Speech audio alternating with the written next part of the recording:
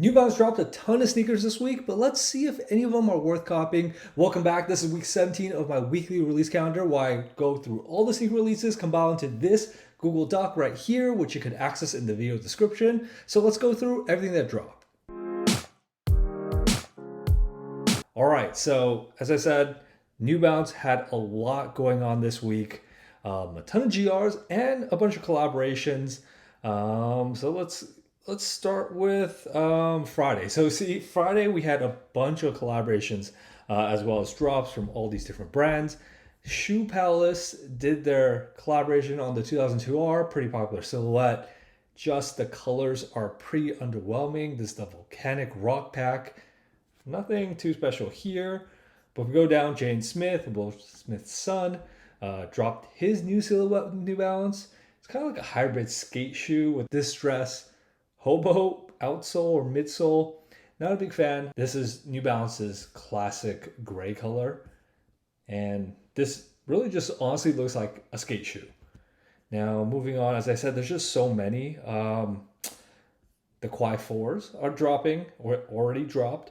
Now they dropped in two colorways, and they also went with that distress midsole look right here.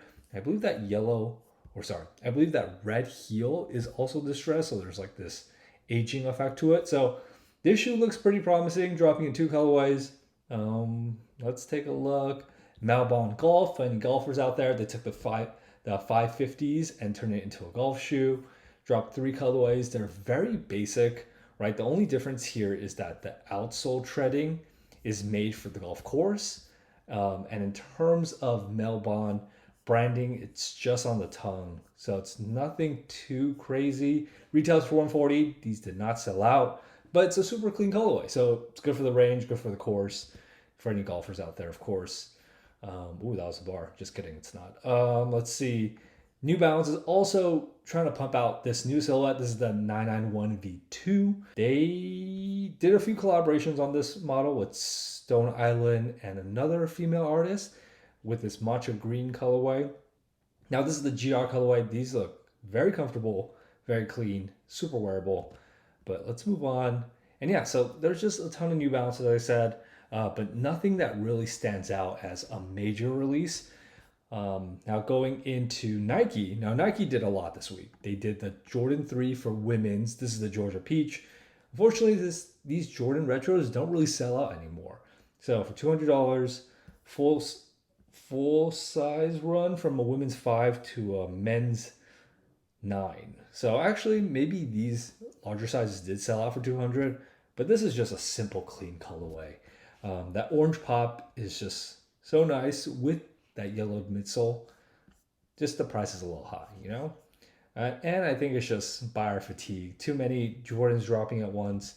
Now, speaking of Jordans dropping, we had these Artisanal Red, which before Nike came out with this nickname, everyone was just calling these a Team Red because it's such a boring colorway, right? It's like a darker red, it's a maroon, but Nike, in their color catalog, they're calling it Team Red still, but this Artisanal Red did shock drop about a month ago.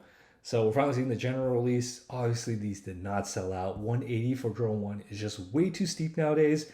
I got my hands on a pair of these, and the quality is very, very average. So it's not worth that price point. I believe they're already close to $100 on the resale market. So we don't really need to talk about that too much. Jordan 1 high. So, golf is in season, especially in the summer, spring. You are starting golf. I think a lot of people are, my age, getting older, playing a little more sports other than contact sports. So golf is perfect.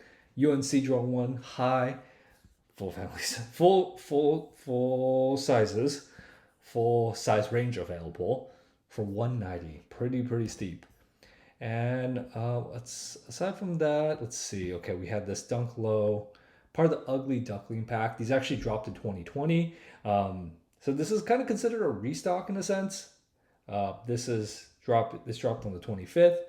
This is the Veneer colorway. This is a little too loud for my liking, but for all the people that are into dunks, this is one of the kind of the OG dunks that came out back in 2001. This was a Japan exclusive. Now they're pretty available, it's just all suede. And let's just go through kind of the last show I want to talk about, which are these Ronnie Clark's Adidas AS350s. Now, these look like a Samba, but they're not, right? They're so they take the upper from the Adidas AS350, which is, I believe, a classic soccer shoe, right? It's that upper that looks like a Samba or Gazelle. It's that classic Adidas casual shoe upper. They added the Clark's crepe midsole, which makes it super comfortable. KITH brings in the premium materials and the colors, and you have this amazing looking shoe.